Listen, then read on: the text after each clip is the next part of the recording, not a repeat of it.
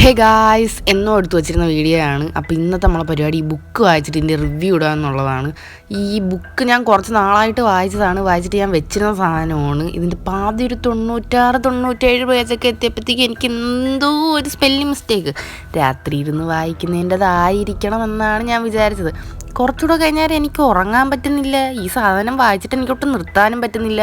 അങ്ങനെ ഇരുന്നപ്പോഴത്തേക്കും 12ാമത്തെ സെക്ഷൻ എത്തിയപ്പോഴത്തേക്ക് എനിക്കറിയാൻ പോയില്ല എന്ത് തേങ്ങയാടോ ഈ പടച്ചു വെച്ചേക്കുന്നത്, എനിക്കൊന്നും മനസ്സിലാവുന്നില്ല. 1:30 എനിക്ക് ഉറങ്ങേ വേണം, നാളെ പ്രാക്ടീസും ഉണ്ട്, പോവുകയും വേണം. എന്നാലൊട്ട് തീരുന്നുമില്ല. ഒരുമാതിരി എന്തോന്ന് വട്ട് പിടിപ്പിക്കുന്നു. ചില സീനൊക്കെ നമ്മളെ വായിച്ച് കഴിയുമ്പോഴത്തേക്ക് ഞാനാണെങ്കിൽ പതിയെ ഇരുന്ന് വായിച്ചിട്ട് ഇതിൻ്റെ കാര്യങ്ങളെല്ലാം പതിയെ ഇങ്ങനെ ഓർത്തിരിക്കുന്ന ആളാണ്. ഓർത്ത് ഇങ്ങനെ കണ്ടുകൊണ്ടിരിക്കും. രാത്രി ഇപ്പോൾ സമയം ഏകദേശം 3 മണിയായി. അപ്പോൾ കറണ്ടും കൂടെ പോയി.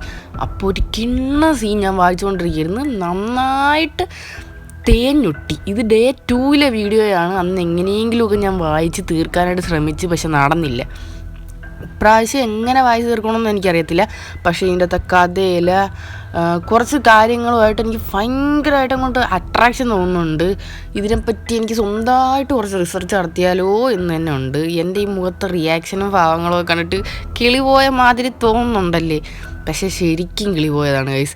ഈ ബുക്ക് വേറെ ലെവല് സാധനമാണ്. വായിക്കുന്നവർക്കൊക്കെ ആണെങ്കിൽ ഒറ്റ ദിവസം കൊണ്ട് വായിച്ച് തീർക്കാവുന്നതേ ഉള്ളൂ. ഞാൻ കുറച്ച് ലേറ്റായി വായിച്ച് തുടങ്ങിയോണ്ടാണ് എനിക്ക് ഡേ 2 പോവേണ്ടി വന്നത്.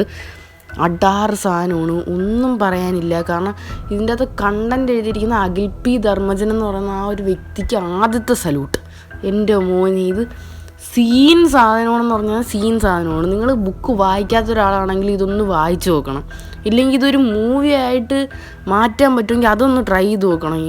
ഇതിനെപ്പറ്റി വേറെ ഒന്നും പറയാനില്ല. വായിക്കണം. കഥയിലെ ഓരോ സെക്ഷൻ തീരുന്തോറും നമുക്ക് അതിൻ്റെ കൂടെ അടുത്തതെന്താണ് നമ്മൾ വിചാരിക്കാത്ത ലെവലിലോട്ട് കഥ മാറിക്കൊണ്ടിരിക്കും. എന്താണ് പറയേണ്ടത് എന്നുള്ള കാര്യങ്ങളിൽ പിന്നെ ആകുമ്പോഴത്തേക്കും പുറത്തുനിന്ന് നമ്മളെ നോക്കുന്ന ഒരാൾക്ക് ഇത് വായിച്ച് കംപ്ലീറ്റ് ചെയ്യാൻ പറ്റിയില്ല അന്നേ രാത്രി, എങ്കിൽ പുറത്തുനിന്ന് നമ്മളെ നോക്കുന്ന ഒരാൾക്ക് നമുക്ക് പ്രാന്താണെന്ന് തോന്നും. എന്തായാലും വായിച്ചു നോക്കുക ഗൈസ്.